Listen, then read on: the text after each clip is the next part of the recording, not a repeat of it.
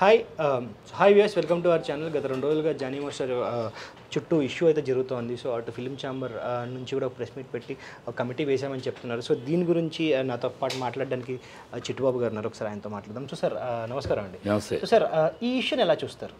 ఈ ఇష్యూని నేను మొత్తం క్షుణ్ణంగా చేసిన తర్వాత 2 పార్ట్లు. ఒకటి, ఆ అమ్మాయి చెప్పిన దాంట్లో ఎంతవరకు నిజం ఉంది, ఆ అమ్మాయి చెప్పిన దాంట్లో ఎంతవరకు నిజం ఉందని, ఇది కాన్ఫిస్కేటెడ్ స్టోరీనా నిజమా అనటానికి నా దగ్గర అనేక సందేహాలు ఉన్నాయి. ఏంటి, 2017లో ఆయన పరిచయం అయ్యాడు, 2019లో ఆయన దగ్గర చేరాను. అప్పుడు బాంబే షూటింగ్కి వెళ్ళినప్పుడు ఆయన ఆ షూటింగ్లో నాతో అసభ్యంగా ప్రవర్తించాడు, క్యారవాన్ బండిలో పిలిచిమని చేశాడు అన్నది. సరే, అలా చేసింది అయితే క్యారవాన్లో నిన్ను షూటింగ్ స్పాట్లో చేశాడు అంటే, క్యారవాన్లో చేస్తే నువ్వు ఒక్క అరుపరిపిన షూటింగ్ అంటే 100 మంది ఉంటారు. అరుపరిపిన సరే, లోపల అరిచాను వినపడలేదు అని బయటకు వచ్చినాక చెప్పొచ్చు. నువ్వు బయటకు వచ్చినాక ఆ రోజు అక్కడ చెప్పడానికి భయపడితే వెళ్ళిపోయి స్టేషన్లో కంప్లైంట్ ఇవ్వచ్చు. అప్పుడు జానీ మాస్టర్ ఇంత పెద్ద సెలబ్రిటీ కాదు. 19లో ఆయన జస్ట్ అప్పుడే వస్తున్న పేరు సంపాదిస్తున్న ఆయనకి భయపడిపోయాను అనడానికి అంత స్టార్ ఏం కాదు ఆయన కదా. ఆయన చెప్పలేదు. అవి సరే, అక్కడ చెప్పలేదు, వదిలేసాను, చెప్పలేదు, వద్దనుకున్నాను. ఓకే, అది కూడా అంటాను. ప్రయాణం ఎట్లా చేసావు అతనితోటి? నిన్ను రేప్ చేసిన వాడితో నువ్వు ఎలా ట్రావెల్ చేసావు? నేను రేప్ చేసిన వాడితో పెళ్లి దాకా ఎట్లా వెళ్ళావు? పెళ్లి చేసుకోవాలనుకున్నావు, భార్య వచ్చి మతం మారమంది, ఇవన్నీ ఇంత దూరం ఎక్కడ ఎందుకు ప్రయాణం చేస్తావు? నేను రేప్ చేసిన వాడితో నువ్వు ప్రయాణం చేస్తావా?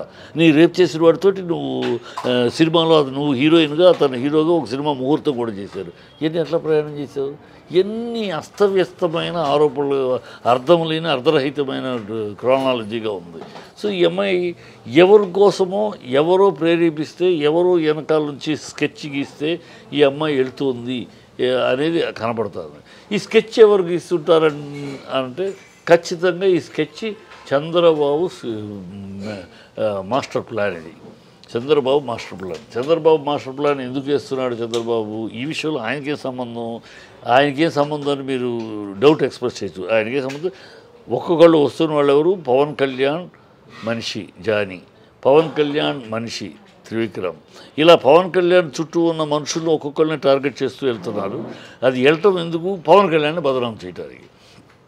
పవన్ కళ్యాణ్ ఇలా చేసి పవన్ కళ్యాణ్ అండ్ కో ఇలాంటి వాళ్ళు అమ్మాయిల విషయంలో ఇలా అసభ్యంగా ప్రవర్తిస్తారనేది ఎస్టాబ్లిష్ చేయాలి. ఎందుకు పవన్ కళ్యాణ్ అలా అసభ్యంగా ఎస్టాబ్లిష్ చేయాలి? అది ఆ కోరిక ఎందుకు చంద్రబాబుకి? ఇక్కడే ఉంది. తన కొడుకుని ప్రమోట్ చేయాలి. ఈ 2029 నాటికి ఎవరు కూటమి తరపున ఎవరు ముఖ్యమంత్రి? ఈ ప్రశ్నకి అప్పటిదాకా వెయిట్ చేస్తే కష్టం.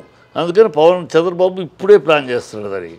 ఎందుకంటే పవన్ పెరిగిపోతున్నాడు. పవన్ 2000 కూటమికి తన 80 ఏళ్ళు, 2029 తనకు 80 ఏళ్ళు. సో తన యాక్టివ్ పాలిటిక్స్లో ఉండలేడు. సో పవన్ కళ్యాణ్ ఎదుగుతున్నాడు.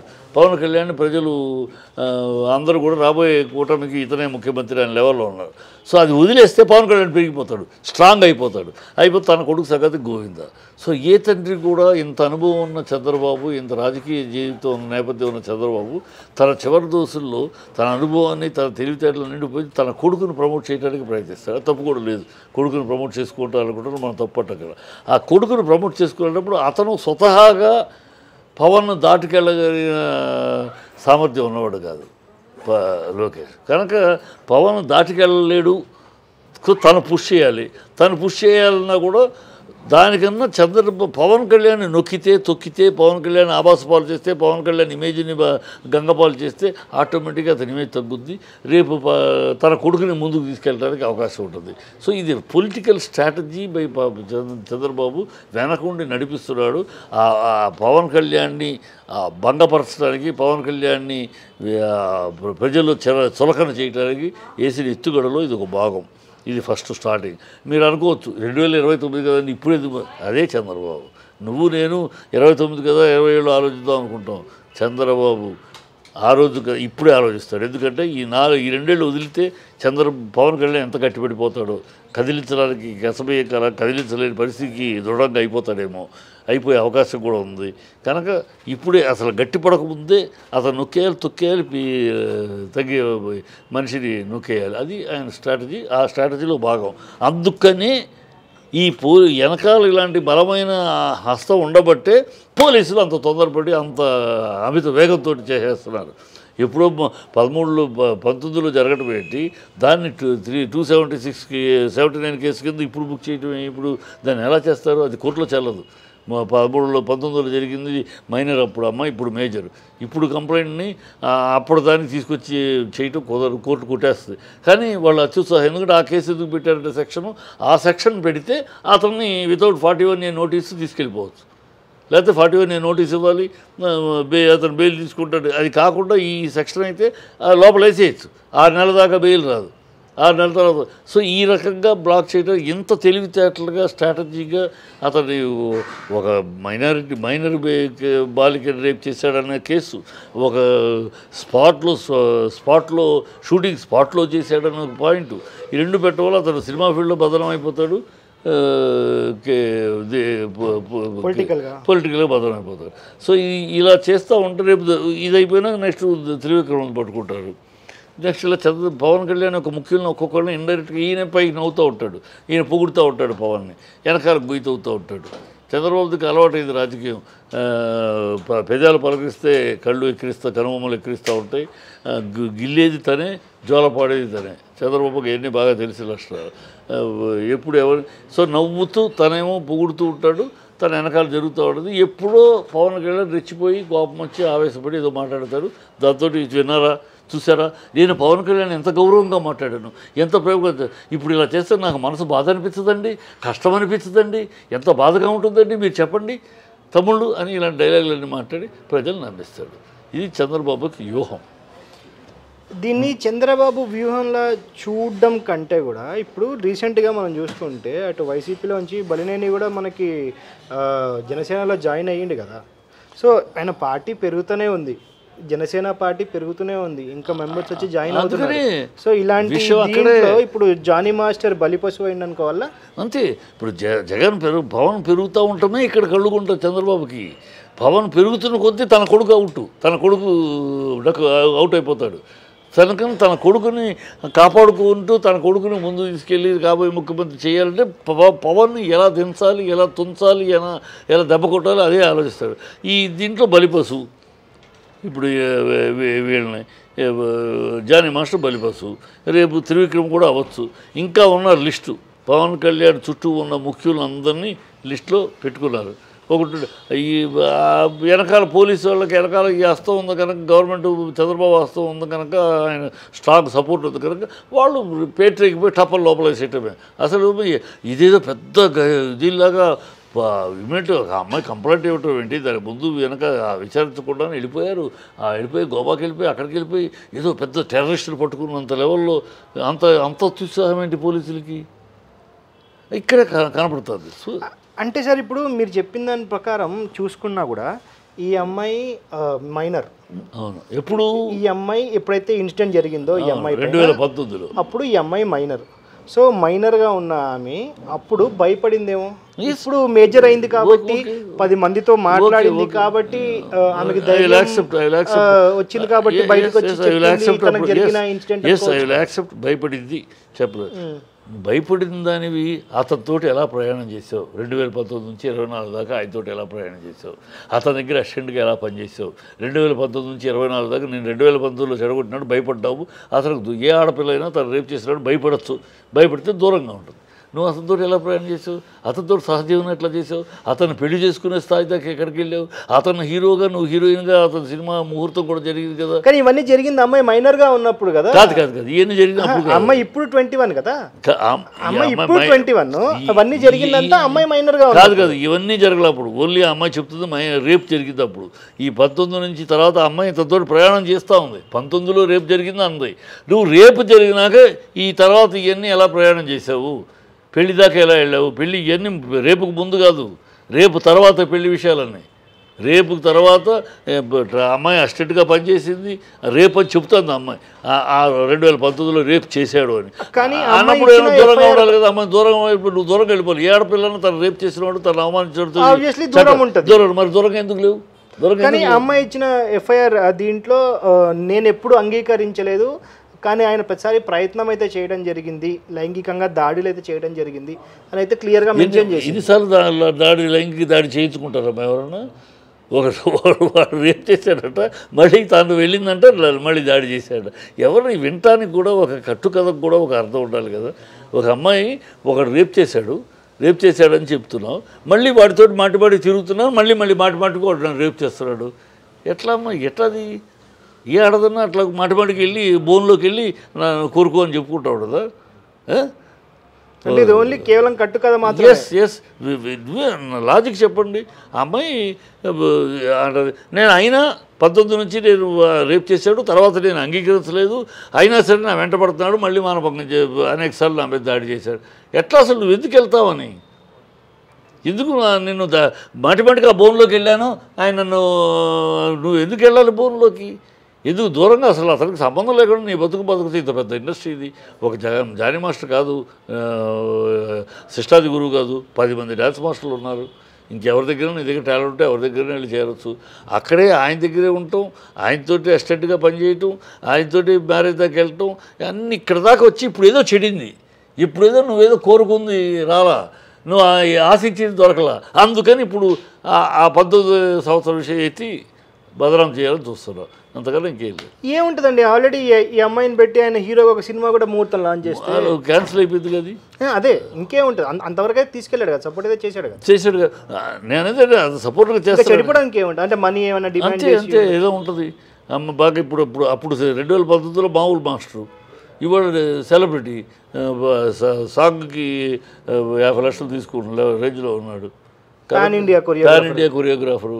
కనుక ఇది చేస్తే ఏదో సెటిల్మెంట్కి వస్తారు, ఎంతో కొంత ఇచ్చి సెటిల్ చేసుకుంటారు అనే ఒక భ్రమ, అనే ఒక ఇది. రీసెంట్గా 21 ఇయర్స్ వచ్చిన అమ్మాయికి ఇలాంటి తెలివి ఉంటుంది అంటారా? అదే కరెక్ట్గా యువర్ కమింగ్ టు. ఆ అమ్మాయికి తెలివితేటలేదు, అందుకని వెనకాల వేరే అదృశ్య శక్తి ఉంది. ఎంత డ్రాఫ్టింగ్ 2019లో రేపు చేశారని చెప్పు, ఇప్పుడు నేను బాణమంక ఇప్పుడు నేను చేస్తున్నట్టు చెప్పొద్దు. 2019లోనే నువ్వు రేపు చేసినట్టు, ఎందుకంటే అప్పుడు మైనర్వి. షూటింగ్ స్పాట్లో చేశాడని చెప్పు, గెస్ట్ హౌస్ అని చెప్పొద్దు.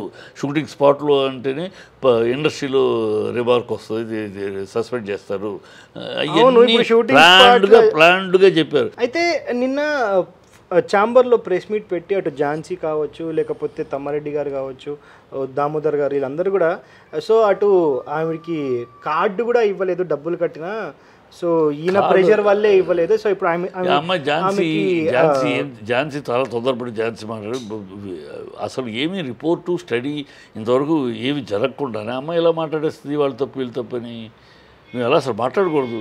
నువ్వు విచారణ చేస్తున్నప్పుడు అందరిది చూసుకుని క్రోడీకరించి అప్పుడు కదా బయటికి రావాలి.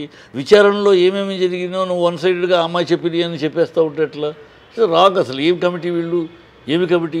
ఆ ఝాన్సీ మాట్లాడడానికి ఏమన్నా ఒక కమిటీ సభ్యురాలు, ఒక విచారణ కమిటీ, అది విచారణ కమిటీ మాట్లాడుతున్నావు నువ్వు. వాళ్ళది స్టేట్మెంట్, వీళ్ళది దామోదర్ గారు చెప్పారు, ఆ స్టేట్మెంట్ తీసుకున్నాం, ఏమో జెన్యున్గా అది తీసుకున్నాం, చేస్తున్నాం. 5 రోజులు అయింది, ఇంక 15 రోజులు రిపోర్టు రెడీ చేస్తాం, 90 రోజులు టైం ఉంది మాకు, అయినా 15 రోజులు చేస్తాం, అది పద్ధతి. అంతేగాని నువ్వేది ఈ అమ్మాయి ఒకళ్ళతో పుచ్చుకుని, ఆ అమ్మాయికి ఒకళ్ళతో పుచ్చుకుని నువ్వు ఇంకా విచారణ ఎందుకు వన్ సైడెడ్గా దాంతో డౌట్ వచ్చేస్తుంది. ఝాన్సీ చెప్పిన మాటలతోటి అనుమానం వస్తుంది, వీళ్ళు వన్ సైడెడ్గా ఆ అమ్మాయిని ఫేవర్ చేసి చేయబోతున్నారు అన్నట్టు. ఎట్లా మాట్లాడతావు నువ్వు? విచారణలో ఉండగా ఆ అమ్మాయి చెప్పిన విషయాలను చెప్పేసేసి అది నిజమా అబద్ధం తెలుసా? నువ్వు తేల్చావా? నిజమని తేల్చావా? తేల్చలేదుగా, ఇంకా నిజం అబద్ధం తేలలేదుగా, విచారణలోనే ఉంది. How can you say that? ఆమె చాలా తప్పు. అమ్మాయి మాటలు బట్టే అనుమానాలు వస్తాయి అసలు. ఓకే, సో ఇప్పుడు ఝాన్సీ గారి మాటల మీదే మీకు మొత్తం అంతా డౌట్ ఉంది. సో ఎక్కడైనా కూడా ఒక విషయానికి 3 కోణాలు ఉంటాయని చెప్పి అంటారు. ఒకటి నీ వర్జన్, ఒకటి నా వర్జన్, ఇంకోటి సత్యం నీ వైపు అని ఉండొచ్చు, నా వైపు ఉండొచ్చు. సో అందుకని ఇది తేలకుండా ఒకళ్ళని బదనాం చేయొద్దు, ఒకళ్ళ దోషిని నిర్ధారించద్దు. ఎవరు మీరు విచారణ పూర్తి అయ్యి పోలీస్ ఇన్వెస్టిగేషన్ అయిపోయి వచ్చినాక రిపోర్ట్ అప్పుడు మాట్లాడదాం. ఈ లోపల ఆ అమ్మాయి సొంత ఇతను సొంత సన్నాసి ఇలా మాట్లాడద్దు. ఆడపిల్లలు మగపిల్లాడు అనగానే దుర్మార్గుడు, రాక్షసుడు, దుర్యోధనుడు, దుశ్శాసనుడు, ఆడపిల్లలుగానే సతి అనుతుంది, సతి అనసూయ, సతీ సకుబాయి కాదు. అక్కడ సొరపడకలు ఉన్నారు, ఇక్కడ మృగాళ్ళు ఉన్నారు. కనుక 2 చోట్ల ఉన్నాను. మనం విచారించినాక ఎవరు తప్పు ఉంటే వాళ్ళు తప్పు, కాపాడక్కర్లా. తప్పున తప్పు అయితే ఖచ్చితంగా బ్యాన్ చేయాలి, అన్నీ చేయాలి. ఆ అమ్మాయి తప్పుడు ఆరోపణలు అయితే ఆ అమ్మాయికి పనిష్మెంట్ రావాలి. She should not work anywhere. ఇలాంటి ఆరోపణలు చేసి తప్పుడు ఆరోపణలు చేసేందుకు షీ షుడ్ బి పనిష్డ్. కానీ నిన్న ప్రెస్ మీట్లో ఝాన్సీ మాట్లాడుతూ లేదు ఆవిడకి ఒక పెద్ద హీరో ఆఫర్ ఇచ్చారు, ఇలా ఉంది, ఆల్రెడీ ఆమెకి ఓన్గా కొరియోగ్రఫీ చేసుకునే ఆప్షన్ కూడా పెద్ద హీరో నుంచి రావడం జరిగిందని కూడా చెప్పడం జరిగింది. అసలు అక్కడ విచారణలో అది అవసరమా ఆ విషయం చెప్పడం? ఆ విషయం అవసరం. ఝాన్సీ అందుకనే అమ్మాయి ఏం మాట్లాడుతుందో, ఏ పొజిషన్లో కూర్చొని మాట్లాడుతుంది అక్కడ అమ్మాయి as a chairman of committee, ఆ కమిటీలో కూర్చొని ఆ అమ్మాయికి ఆఫర్ ఇస్తా అన్నారు, చెప్పాల్సింది నువ్వు. ఈ జరిగిన సంఘటనలో అమ్మాయి కంప్లైంట్లలో ఏం విచారించారు, ఎవరిని విచారించారు, ఏమి ఆధారాలు ఉన్నాయి, ఏం దొరికినాయి, అవి కదా చెప్పాలి. అతనికి ఎవరో హీరోయిన్ వేషం ఇస్తున్నారు, ఇంకెవరు ఆయనకి ఎందుకు, ఏం సంబంధం అంటే ఒకళ్ళతో పుచ్చుకుని మాట్లాడుతుంది. ఆ అమ్మాయి తరపున మాట్లాడుతుంది. ఆ అమ్మాయి తరపు లాయర్ లాగా మాట్లాడి తప్పితే విచారణ కమిటీ చైర్మన్గా మాట్లాడలా. షీ ఎస్టర్డే ఆ ప్రెస్ మీట్ అంటే చాలా షీ బ్లండర్, ఆ చైర్కి అన్ఫిట్ షీఈస్. అయితే ఇప్పుడు ఏదైతే ఆవిడ మాట్లాడటం జరిగిందో, సో ఆఫర్ ఇస్తున్నాడు ఎవరో ఒక పెద్ద హీరో నుంచి వచ్చింది ఆఫర్ అంటే, ఆ హీరో ఆటోమేటిక్గా ఈ జానీ మాస్టర్ని గిల్టీగా ప్రూవ్ అయినట్టే కదా, సపోర్ట్ చేసినట్టే కదా. అదే నేను కోపడుతుంది. అందుకే నేను ఇంతకు అమ్మాయిని అంటుందని, నువ్వు ఎట్లా అసలు ఇండైరెక్ట్గా యువర్ టెల్లింగ్ ఆ అమ్మాయిది కరెక్ట్ అని చెప్పేస్తున్నావు విచారణ చేయకుండా. అప్పుడు నువ్వు ఇంకా విచారణ చైర్మన్ ఏంటి, నువ్వు chairperson you're unfit to be there. ఏమి జరగకుండానే నువ్వే జడ్జిమెంట్లోకి ఇచ్చా అంటే రేపు నువ్వు ఇలాంటి జడ్జిమెంటే వస్తుందని ఏం విచారణ లేదు, ఉన్న ఇదే రాబోతుంది రేపు ఫ్యూచర్లో ఇదే రాబోతుందని చెప్తున్నావు. ఓకే.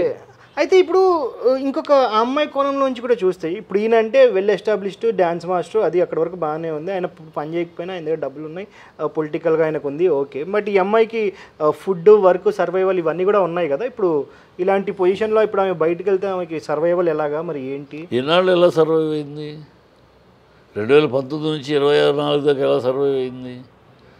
ఒకళ్ళ సర్వైవల్ను ఇంకొకళ్ళ బాధ్యత లేదమ్మా సినిమా ఫీల్డ్లో. నీ సర్వైవల్ నీదే, ఎవరు ఒకళ్ళ సర్వైవల్కి ఒకళ్ళ బాధ్యత తీసుకోలేరు. సో ఇట్ ఈస్ ఇన్నాళ్ళు ఎలా బతికావు అలా బతుకుతావు. నీ టాలెంట్ ఉంటే నీకు కెరీర్ వస్తుంది, టాలెంట్ లేకపోతే ఆగిపోతావు. అమ్మాయి మంచి టాలెంటెడ్ ఎవరన్నారు? ఝాన్సీ. అదే అన్నా, ఝాన్సీ అన్నీ ఆ అమ్మాయిని నెత్తిని పెట్టుకుని మాట్లాడుతుంది. ఒక కమిటీ చైర్మన్ గాను ఒక టాలెంటెడ్ అని సర్టిఫికేట్ ఇచ్చేస్తుంది. అమ్మాయికి ఇంకో పెద్ద హీరో ఆఫర్ ఇస్తున్నాడని ఆ సందర్భపు మాట అక్కడ చెప్పాలి, విచారణ దీంట్లో చెప్పాల్సిన మాట కాదు అది. సో షీఈ్ వన్ సైడెడ్గా మాట్లాడుతుంది. ఆ అమ్మాయి ఒకళ్ళతో పుచ్చుకుని మాట్లాడుతున్నది ఒక చైర్పర్సన్ ఆఫ్ ఎ కమిటీ లాగా లేదు. ఓకే. సో ఇప్పుడు మనం చూసుకుంటే, ఇప్పుడు లాస్ట్ టైము మనకి పూనమ్ కౌర్ ఎవరైతే హీరోయిన్ ఉందో, సో ఆమె కూడా వచ్చి మీరు అన్నట్లుగా ఇప్పుడున్న జనసేన నాయకుడు అయితే పవన్ కళ్యాణ్ అన్నారు, సో ఆయన మీద, త్రివిక్రమ్ గారి మీద అలిగేషన్స్ పెట్టడం జరిగింది. పార్వతి మెల్టన్ అనే ఒక వెన్నెల సినిమా హీరోయిన్ కూడా, ఆ అమ్మాయిది కూడా ఉంది ఇష్యూ అని చెప్పి కూడా మనకి రూమర్ అయితే తిరిగింది. సో ఇలాంటి అన్నీ చూసిన తర్వాత మనం శ్రీరెడ్డి ఇష్యూ కూడా చూసినాం. అప్పుడు ఈ కమిటీ బయటికి రాలేదా, లేకపోతే అసలు సినిమా ఇండస్ట్రీలో ఇలాంటి ఒక కమిటీ ఉన్నప్పుడు, అసలు ఇలాంటివి జరుగుతున్నప్పుడు బయటికి వస్తున్నప్పుడు వీళ్ళందరూ ఎందుకు మాట్లాడట్లేదు? ఇప్పుడు 2013లో పెట్టారు మా ఫస్ట్, జయసుధ ఆధ్వర్యంలో పెట్టారు.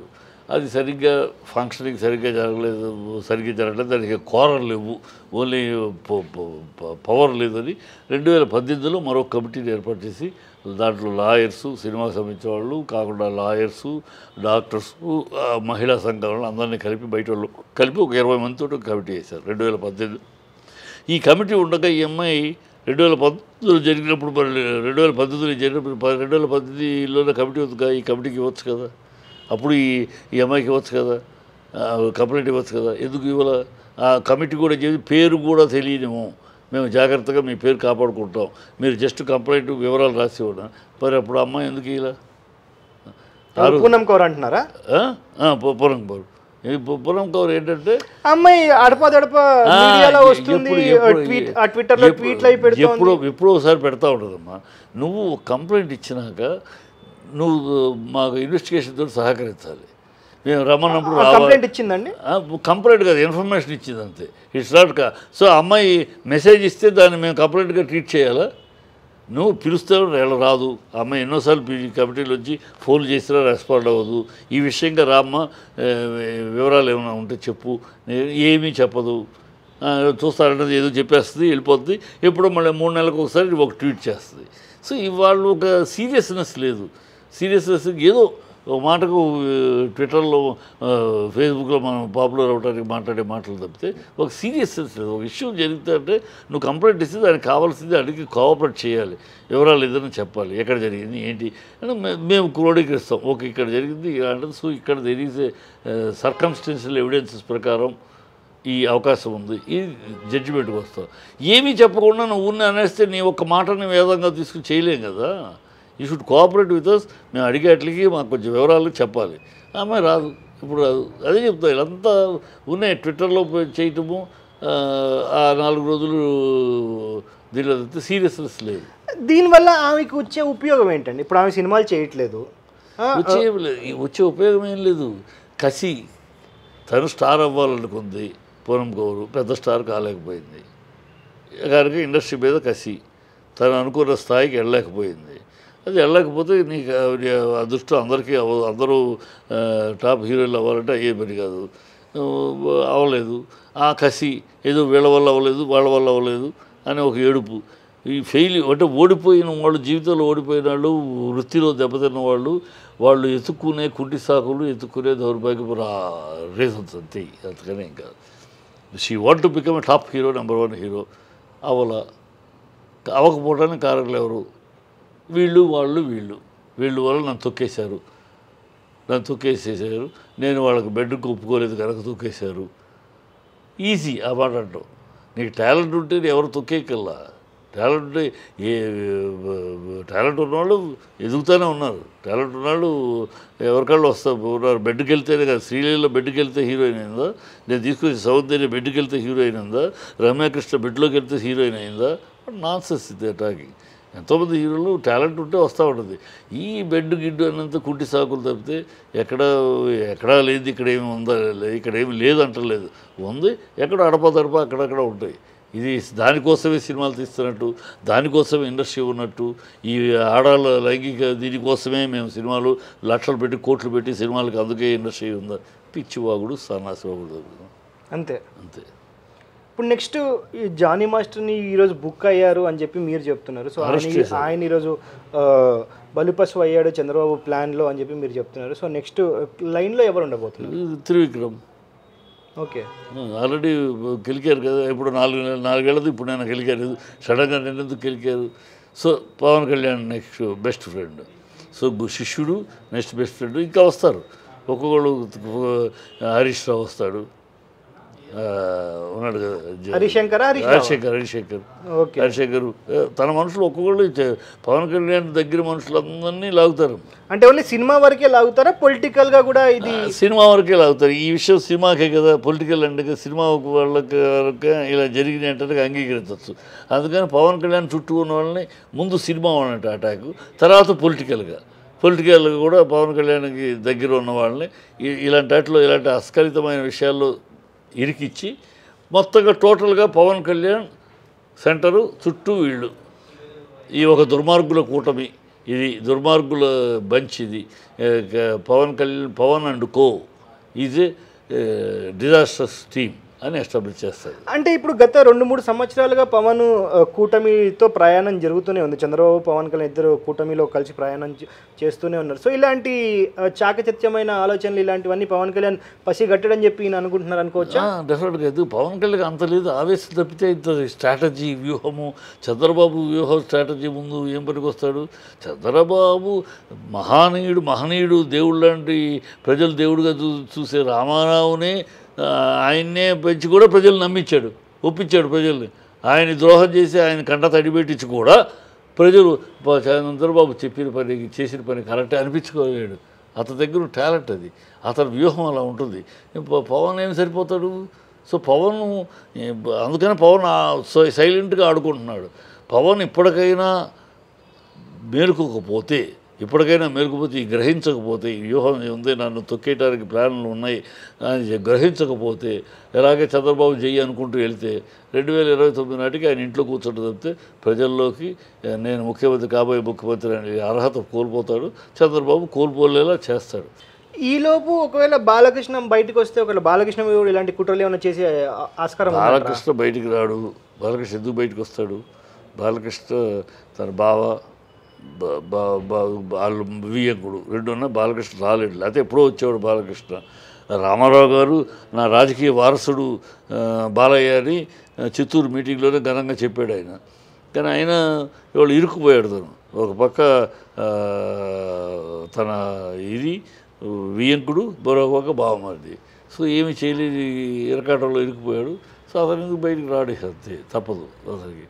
ఇప్పుడు బయటకు వస్తే ఎవరికి చెడు? తన అల్లుడికి, తన అక్క చెల్లెలు భువనేశ్వరి అక్క బాధపడుద్ది. సో ఆ ఇరకాటం ఇరుక్కుపోయాడు కుటుంబంలో. సరే అతను బయటికి రావడం అనేది జరిగే పని కాదు.